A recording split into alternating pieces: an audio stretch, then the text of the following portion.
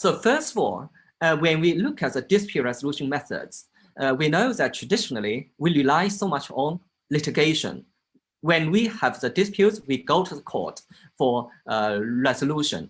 But of course, I think when it comes to the Asian culture, probably we would prefer to use negotiation, mediation, and arbitration. In particular, when we look at negotiation, I think that has been used very frequently in the first stage. I remember that around 70 to 80% of the cases will be resolved through negotiation. And of course, we have already a lot of discussions regarding the use of mediation. There are different theories lying behind negotiation. We can have a competitive negotiation. We can have integrative, which is also the interest-based negotiation. When we negotiate, we focus more on interests. So that's the starting point, negotiation.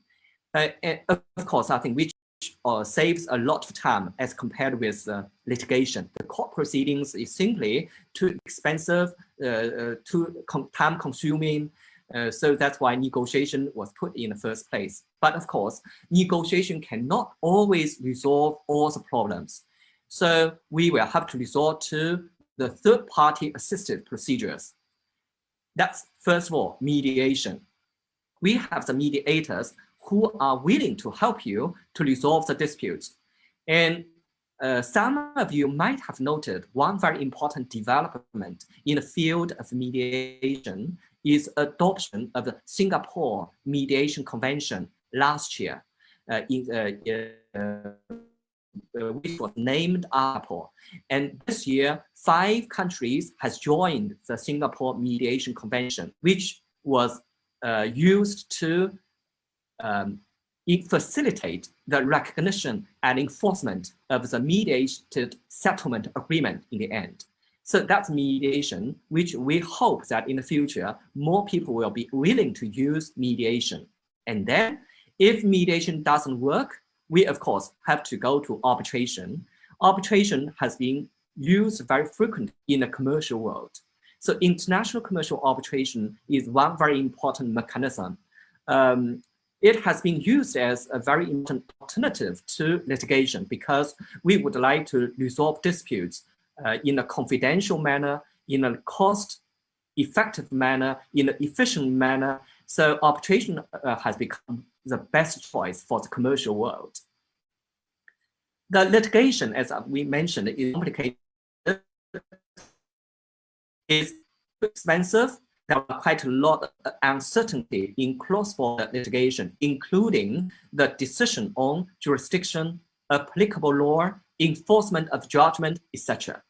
So that's why it's rather important we look further into arbitration. And as I know that today we are talking about arbitration, so I will not spend time to talk about negotiation, mediation, or other issues. But it's rather important that we know that nowadays the commercial contracts always include a very important provision on dispute resolution, which of course normally we say if we have disputes, we try to use consultation. If the consultation fails to resolve the issue, we will resort to friendly mediation. And then we will, if mediation doesn't help, then we will use arbitration. Of course, we will have to decide on which arbitration commission or arbitration center we are going to use and what procedure, applicable law we are going to use. So party autonomy plays a very important role in the international commercial arbitration field. International commercial arbitration is one very important method, and it is considered as a private neutral forum for dispute resolution. It's important to see that arbitration is consensual. That means the two parties will need to have an agreement for arbitration. It's up to the two parties to decide dispute resolution would like to use. Without the arbitration, it's not possible to move for arbitration. Furthermore, the two parties can reach upon the agreement on procedural rules and applicable law, etc. So in a first stage is totally consensual process. The two parties have full say, final say on many issues. And the resolution is to be done by a private neutral third party, the arbitral tribunal. And importantly, the decision, the award, will be final and binding.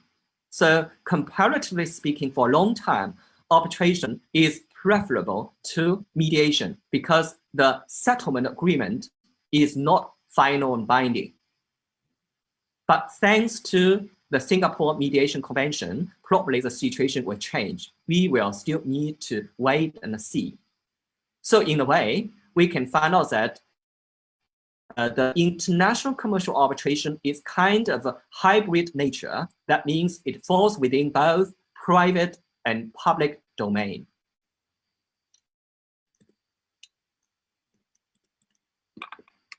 When it comes to the advantages of arbitration, I think many of you are very familiar with. I don't think I will spend a lot of time to go through this slide, but I think it's rather important to note that it has always been considered to be a less expensive and less time-consuming procedure. And we will also focus on the confidentiality and recognition and enforcement, etc. So I think this has been considered to be one very important aspect that we note. But of course, if you have any questions afterwards, I will be very happy to answer the questions regarding the advantages of international commercial arbitration. But of course, we must note that with the development, international commercial arbitration is becoming more and more expensive, more and more time-consuming. I still remember that some cases when I sat as arbitrator, it took more than 1 year, sometimes 2 to 3 years to finish the whole procedure. So it's not that firm as to time and cost, but the most important part is the confidentiality and regulation and enforcement of foreign arbitral awards. That's the 1958 New York Convention, which really helps a lot. Now, when it comes to the arbitration in pandemic, I think one important issue regarding the physical hearing appears to be difficult if you are in different places. Now, the pandemic has put in the constraints in traveling. Thus, online arbitration becomes the ideal way out. If we look at the online arbitration, actually, it is not something new. The online dispute resolution developed in the 1990s in the United States. At that time, the e-commerce emerged. And also, of course, there's a wide use of internet. So on the one hand, we found out that internet indeed can help so much for the business world.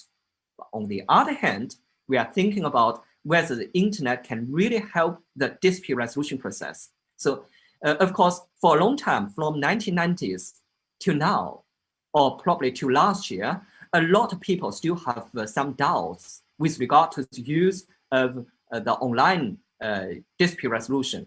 But this year, I'm sure that more and more people believe that online dispute resolution is really very helpful. When we look at the advantages of e-arbitration, I think it's rather important to note that the convenience is the most important feature that we note. So it's convenient for those with access to the internet and saves on travel and hotel costs. This can help to cut down the expenses. But of course here, when we talk about the access to the internet, I note there's always the digital divide. That means some places have more advanced technological infrastructure. Some countries might not well developed, and also some people might easy or might take up the new technologies more quickly, more easy, but some people might need some more time to pick up the new things. So there's always a digital divide. But with the development of the internet through the last 3 decades, I'm sure that more and more people, more and more technological development have been made. So the technology should not be a barrier for the development of online dispute resolution or e-arbitration. And disputes have the potential to be resolved more quickly. So the platform is open 24 hours a day, 7 days a week. So we can decide on an ideal time to hold hearings, to hold time for discussion, for communication, etc. And delays associated with waiting for paper forms to be received and processed are eliminated. So that's why it becomes much more convenient for you to file a complaint online. We have a safe platform for submission of complaint, and of course, also for a response. It has been suggested that the physical separation of the parties created psychological distances, reducing emotional hostility. That's for sure. That if there's a power imbalances between the two parties with distances, the weak party can be more confident in speaking out. If you're facing a strong party, sometimes you will really have some concerns, some hesitation. But with an online environment, you can feel that everyone is equal. I have the confidence to speak out my concern. I'm easy to talk about my problems. So this may help the parties focus on the substantive issues rather than the proximity of the other. So that's something we can find out is very useful and helpful. But on the other hand, we found out that sometimes for disputes relating to family issues, etc., probably some psychological element will be helpful. I think that will be different. But when it comes to international commercial arbitration, that really helps. Moreover, with e-arbitration, it can reach a larger population whereby everyone has the chance of being heard and justice can be affordable to all. So that helps for the justice to all, for all. So I think that's one very important aspect that we will need to know. Furthermore, there's a wide access to qualified and skilled experts, neutrals, or arbitrators. So I think that really helps the quality of the arbitration procedures. And that really adds to the pool of the experts, the pool of arbitrators. So I think with the internet, with a lot of good platforms, the Zoom, the Microsoft Teams, etc., really the online mediation, online arbitration can be conducted. And now, of course, we are doing the webinar. I think this is really something I think very like the hearing.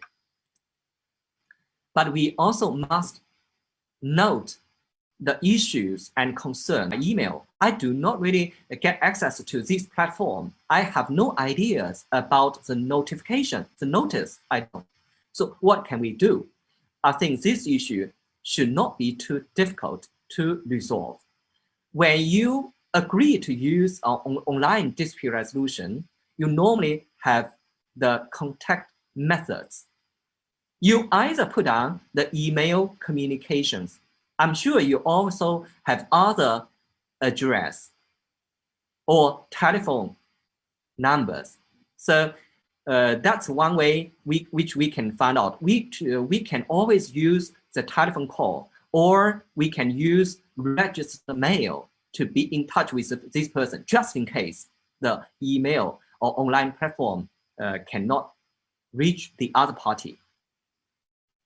But in a way, I think as long as we agree to use ODR, the other party has obligation to check this kind of platform. That's one. Then the can notice of the time and place of any hearing be given effectively online.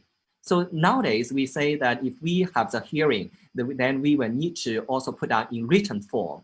But of course, I think with the development, we found out that writing can be understood very broadly. We do not really restrict ourselves to the paper form, but also we recognize the electronic or digital form. So that shouldn't be a major barrier.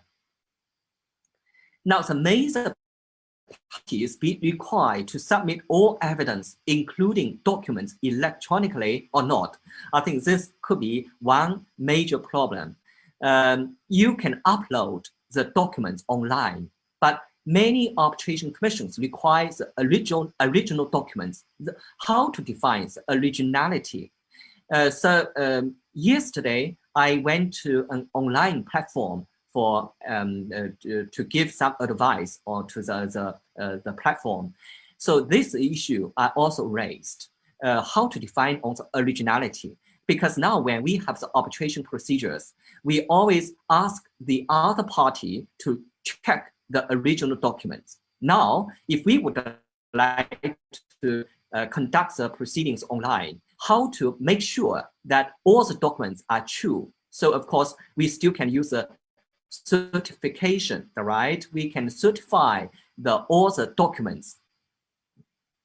So that's one issue. But furthermore, you will need to show your evidence online.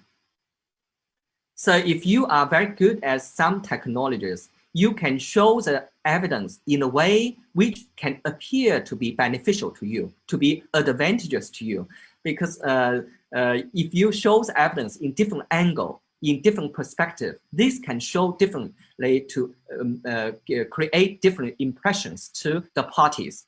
So that's something we look at, how to make sure that the evidence can be submitted and which will be fair to both parties. That's the issue.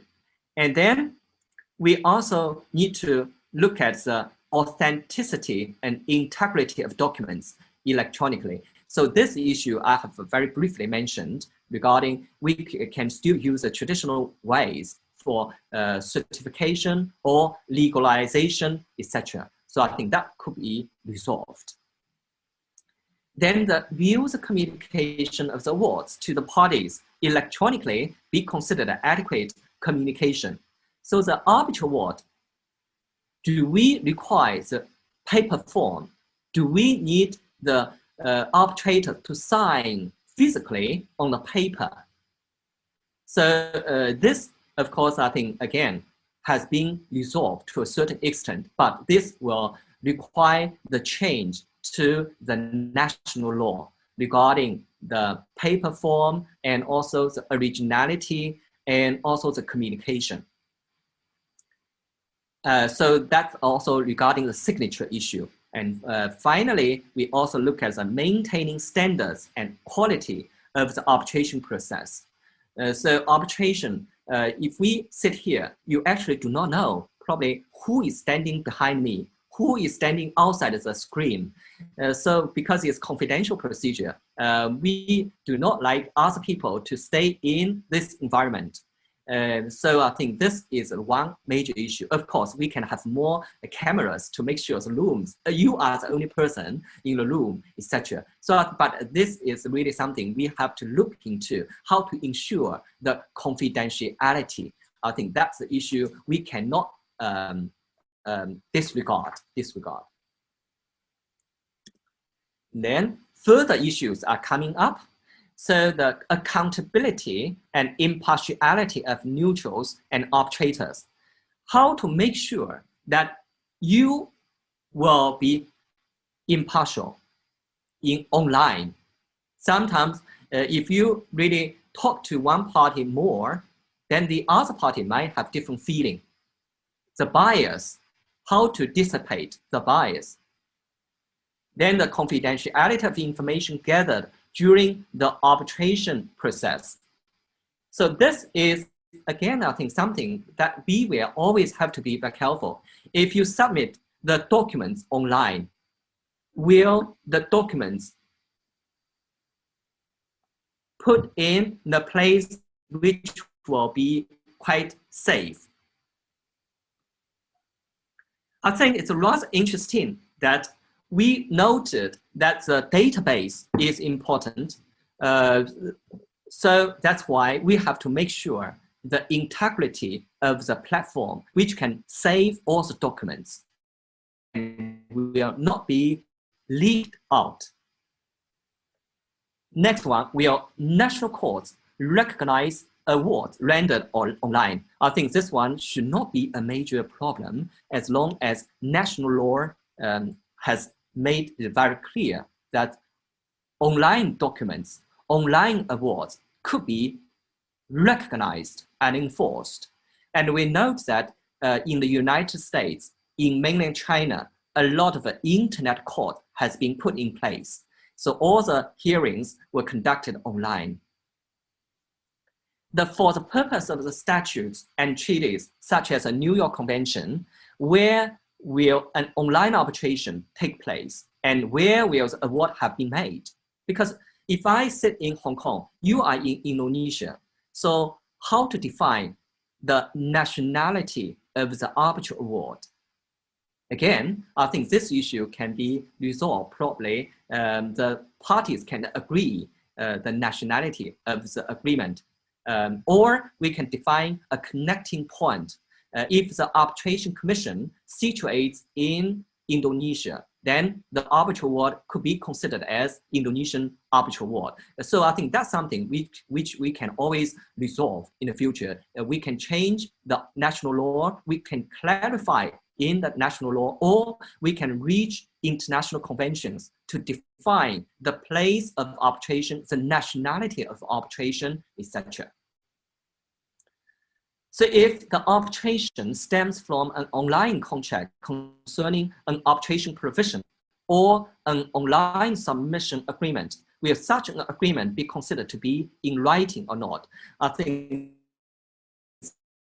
it comes to the writing issue. Another issue is regarding the consumer protection, because we always think that the consumer is a weak party. We have to give the consumers stronger protection. If you put on online contract, then the consumers either choose yes or no. They can click I agree or I disagree. If they agree, then the contract is concluded. So is that fair or not? This kind of agreement, actually, in the European Union, it's not possible. We do not recognize this kind of contract because we will need to give the consumers a choice instead of using the strong party. That's a seller normally considered to be in a strong party, so a strong position. So that's why we need to consider about the consumer interests. And then how is an online agreement to be signed to meet the requirements of various national statutes and the New York Convention? So I think this also has to do with a written form, the writing requirement. So I think these are just some examples, some issues that I list down for your information. As I said, I think actually some issues actually can be resolved by clarification in the national law or reaching the international convention. So I think that could be resolved. Now, we talk about things, advantages and problems, issues with e-arbitration. Now we quickly move to the online dispute resolution, which includes the online arbitration. We need to look at what's the current status of using the ODR at the international level. So I'm not looking into the domestic level. Of course, I know quite a lot about the developments in the mainland China, in Hong Kong, and some other jurisdictions.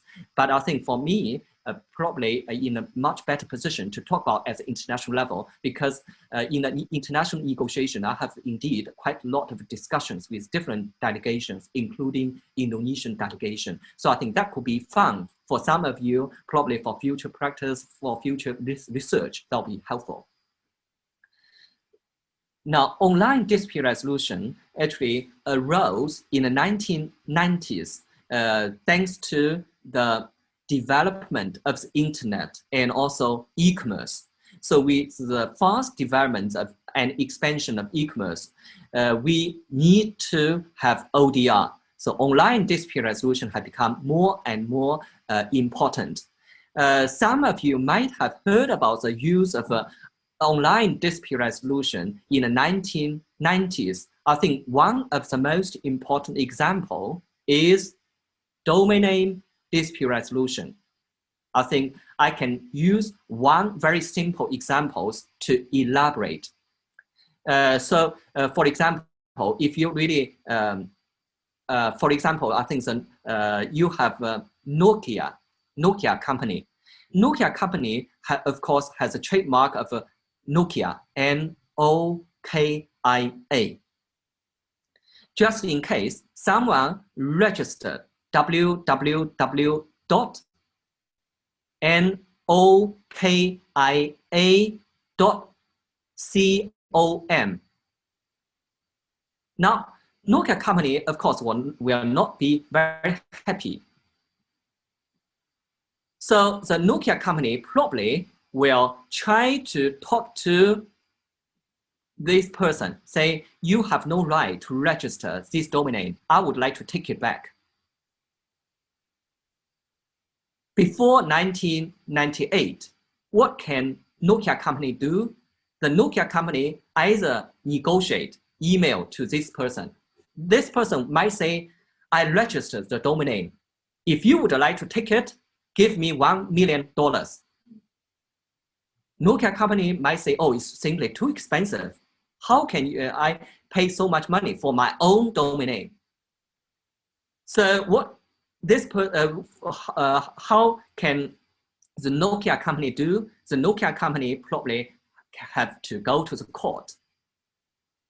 But now we have the online arbitration procedures for this Nokia company. The Nokia company can bring the case to several centers, several arbitration centers around the world. In Asia, we have one center, which is called Asian Domain Name Dispute Resolution Center. Asian Domain Name Dispute Resolution Center has 4 offices. One in Beijing, in mainland China, one in Hong Kong, one in Seoul, in South Korea, the 4th in Malaysia, in Kuala Lumpur. So 4 offices. You can bring the disputes, domain name disputes, to any of these offices, and the disputes can be resolved within 45 days. So very quick. I think definitely Nokia company can win because Nokia company has a Nokia trademark registration. So I think that's one way to resolve disputes. Very efficient, very quick. 45 days you can get back, and the money you pay, the cost is only $1,000. So very cheap, comparatively speaking. Nothing else. Only $1,000 you pay. Then you take back your domain name within 45 days or less than 2 months. So that's something which was developed in 1998 to 1999, and now still used internationally. So I think that's very useful ways of dispute resolution, online dispute resolution. So that's the early stage. But now I think a lot of development has been made. So you can see that the COVID-19 pandemic has impacted the world of dispute resolution significantly. We have to really rely upon the use of online arbitration more often, more regularly.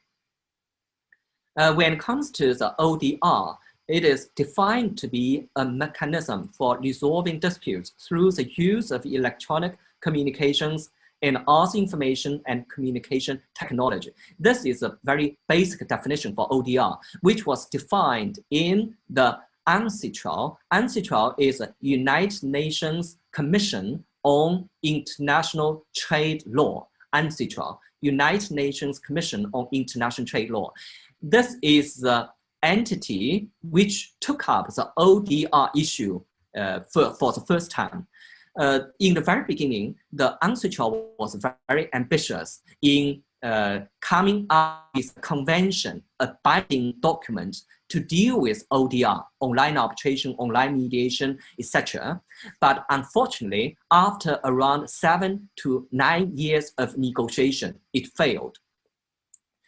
So the UNCITRAL in 2016 in Germany, so the meeting was held in Germany. So the UNCITRAL only adopted the technical notes on ODR.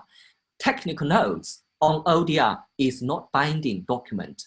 And also the technical notes on ODR removed online arbitration. It only keep online negotiation and online mediation, because the United States and the European Union have different views regarding online arbitration.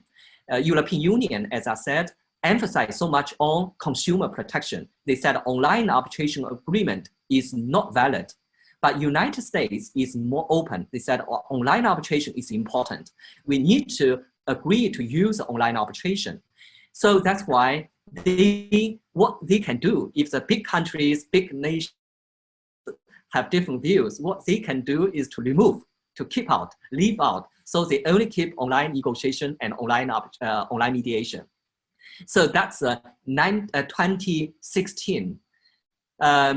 So the UNCITRAL took the lead in coming up with the first official legal documents on ODR. That's a technical notes in 2016. But obviously, more work needs to be done. But which entity will be in the best position to take up the job? Now we can find out the APEC, Asia Pacific Economic Cooperation, APEC, step up to come up with a framework for businesses, in particular MSMEs in participating economies, to provide technology-assisted dispute resolution through negotiation, mediation, and arbitration for low-value claims. Now, MSMEs means medium, small, micro enterprises. So we are not talking about the big companies. Big companies, of course, they will definitely go to arbitration, go to the court. They have some money. But we are looking more closely to the MSMEs, the smaller companies. They do not have so much money to go to the court for international travels, etc. So they would like to use online dispute resolution. Moreover, we can see B2B. Here, APEC is not very ambitious, I must say. They're only talking about the B2 business to business. These documents are not going to deal with business to consumers, not B2C. Of course, the members also recognize B2C is a bit controversial. So that's, they would like to leave work stage. And also, of course, why APEC? We know that European Union definitely not a member to the APEC. So the United States, of course, will much easier to work with other economies within the APEC. So that's why I think the APEC initiative is rather successful, is very smooth. So they were able to come up with a document later on, which I will introduce to you very soon. So that's basic pictures about the stage. After 2016, the APEC decided to pick up the ODR issue. The document was adopted in 2019, last year, in the Chile summit. So I think that was very successful.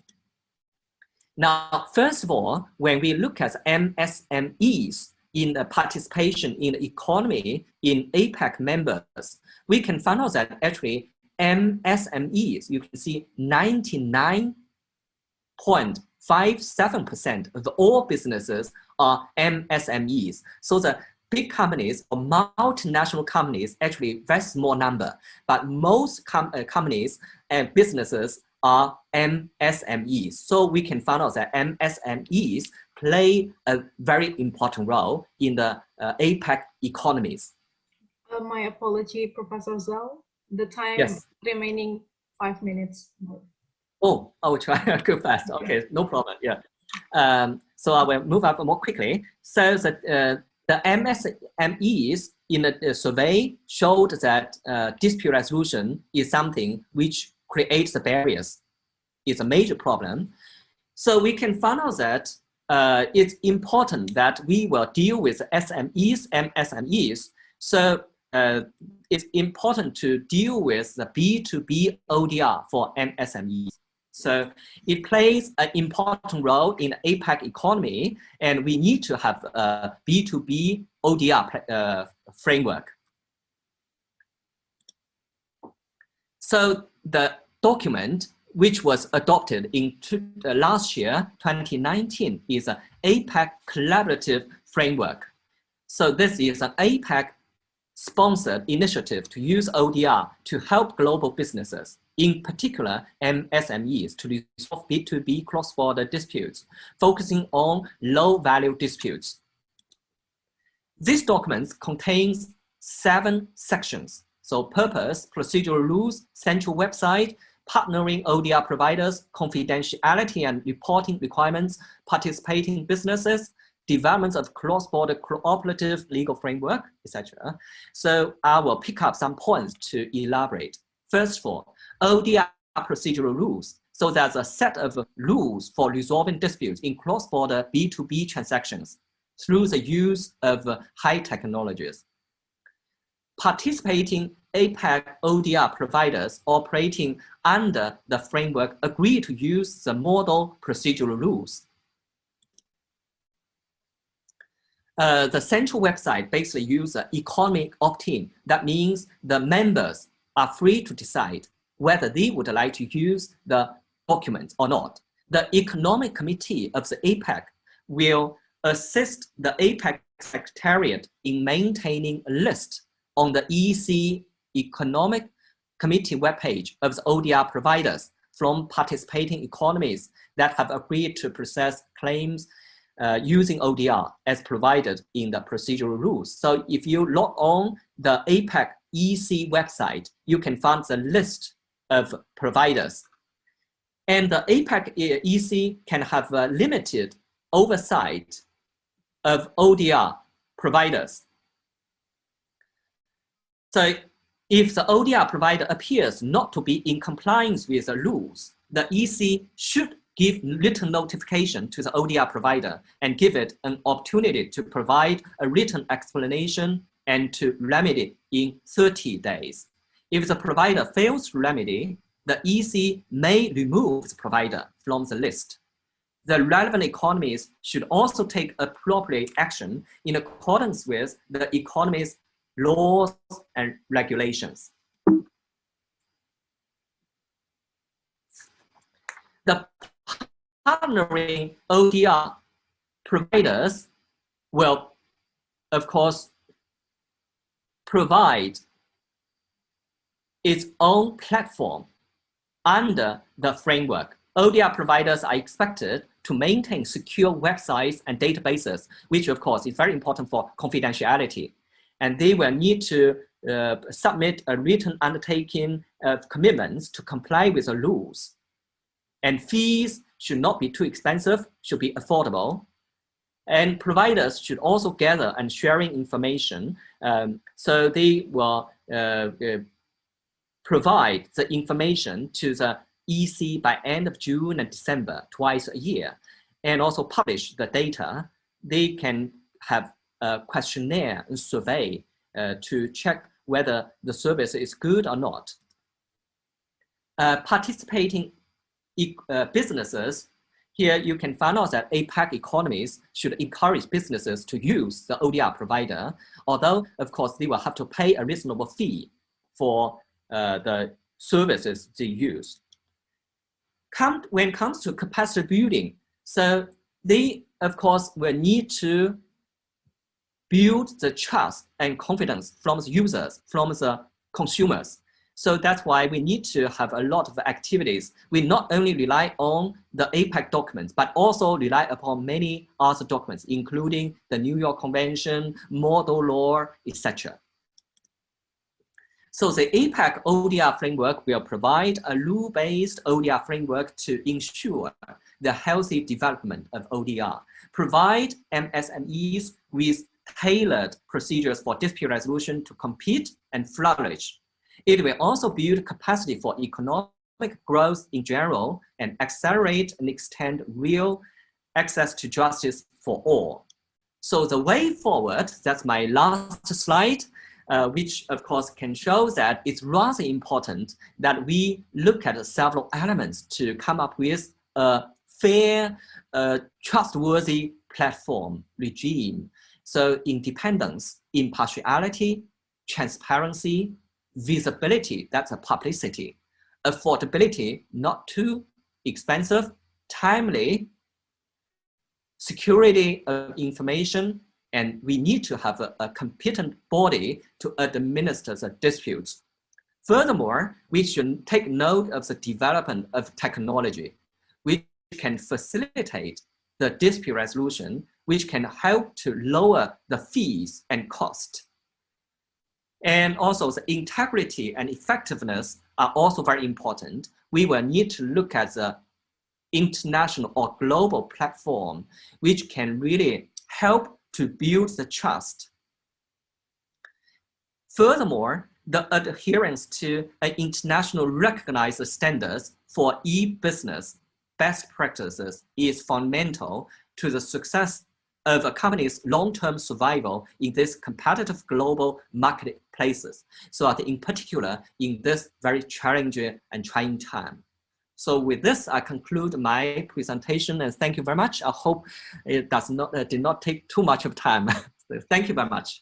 Thank you, Professor Zhao, for such an interesting and great materials for us to learn more about arbitration in terms of pandemic and its challenges. Okay, for the participants, is there any question? You can express and write to, okay. The first question is from Johanna. Nowadays, technology is already developed, but it is possible there is a technical issue on it. Therefore, how to resolve a technical issue during arbitration proceeding if in case it happens and breaks the connection between parties? Perhaps it also relates to the risks of forgery, Professor Zhao. The authenticity of the award, like the binding power as well, perhaps. Thank you very much. Indeed, I think I've mentioned about the digital divide. Some places will have better internet connection. Some places there will be the infrastructure will not be that advanced. So definitely there will be the technical issue.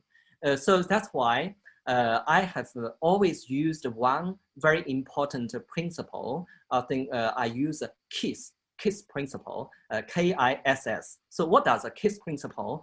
That means we should keep, let me go, K-I-S-S. What does it mean? I mean, keep it super simple, keep it super stupid, keep it straightforward and simple. So all means KISS. That means the KISS principle is that when we design a platform, we should keep it very simple. So everyone can understand, and there will not be very complicated technical issues. So that's the first aspect. When it comes to design of the platform, it's rather important we do not make it too complicated. It should be easy to use. Everyone can understand. But even in these very simple scenarios, that could be the technical issues, I think we must admit. So in that situation, we will allow to record part of the session. So I think that's one facility, just in case the other side breaks down. Of course, we can redo the presentation, I think, and show them what has been recorded, what has been spoken by the other party. So that's a technical issue. Furthermore, for an ODR platform, it's very important to have different teams. We are not only have the legal team, but we also have the technical team, which can really help to maintain the system. And furthermore, it's rather important to see that technology develops so quickly. Once we come up with a platform for online dispute resolution, online arbitration, but definitely new technology will come up. So that's why the technical team will always need to further develop the platform to install new technologies, the software, hardware, to improve the quality of the communications. So I think that's something what we can do. But I think the technical problem always happens. I think what we can do is try to improve the hardware and also backup. So to just in case to prepare for the worst scenario, I think that's something we can find out. And also I think the chairperson has also mentioned about some other issues. Indeed, I think this is more related to the legal issues. Of course, technologically, we can try to resolve, we can try to get prepared. But on the other hand, without the support of the legal documents, the national laws, it cannot always be resolved. So that's why we will rely on the legal documents. At the international level, we can have new conventions or model law to help. But at the national level, which is of course more important, so we will need to look into the arbitration law, whether that should be any change to the existing arbitration law, national arbitration law, or whether we need to have to come up with a new set of rules to deal with the online arbitration. So I think that's something I have in mind. I hope I answered the questions. Okay, thank you, Professor Zhao, for the answer. The next question is from Andika. I would like to ask, it's a little bit off topic since we are in the era of pandemic, how far the plea of national security could be acceptable in arbitration proceeding, especially in the time of pandemic. Okay. Thank you very much. I think this national security issue, of course, I'm sure that many of you knows it's a hot issue in Hong Kong, national security, because of a new law. Anyhow, I think indeed, I think every country should put national security in first place. I think that's a major principle that we always have to follow. But when it comes to the international arbitration, I'm sure that international arbitration is more commercial. It's not so closely related to the national security. So here in Hong Kong, we developed the local online dispute resolution platform.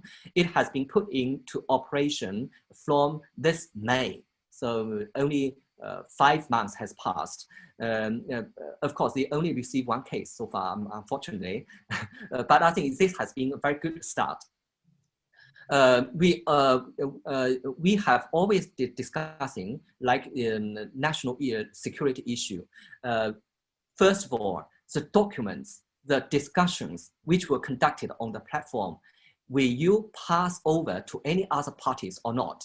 The CEO of that company, which we call eBrand, this company has made it very clear, we will not pass all this data to any other parties, including mainland China side. So I think that's something they would like to make sure to consumers, that part, because it's commercial. But of course, it's really a very it's something related to national security. Of course, that will be another issue. But if for all these commercial data, etc., we definitely will keep it in a safe place. And we store only in Hong Kong. We will not store in mainland China or any other jurisdictions. So I think that for sure. Furthermore, we have a set of very good national law, which is a data protection law. I think this is very important for the protection of data. So if the police would like to get something, they will need to justify under the data protection law whether this is permissible to turn over to the police or to the government. So I think that's something we have made a very good legal framework to make sure that on the one hand, national security is important, but on the other hand, we need to protect the commercial and trade secrets. So I think that kind of balance, we will need to strike a balance. Okay, thank you, Prof. And I think for the last question, also related to the authenticity of documents, and is there a chance that an internet provider used during ODR could distribute any confidential documents? Was there a certain case of document leakage in international arbitration? This one is also relates to the authenticity and warranty for the confidentiality as well. Perhaps this might be a big case and issue in terms of arbitration. Yeah, thank you very much. When it comes to the confidential documents, indeed, because the ODR platform, when we design this platform, we will need to be very careful. This platform is safe and secure. If you cannot come up with a secure and a safe platform, you cannot win the trust and confidence from the users, from the consumers. So you will lose the market. So you have to, first of all, make it very clear that our platform is safe and secure. But of course, whatever you say, or say safe and secure is not enough. You have to show to the public how safe, how secure it is.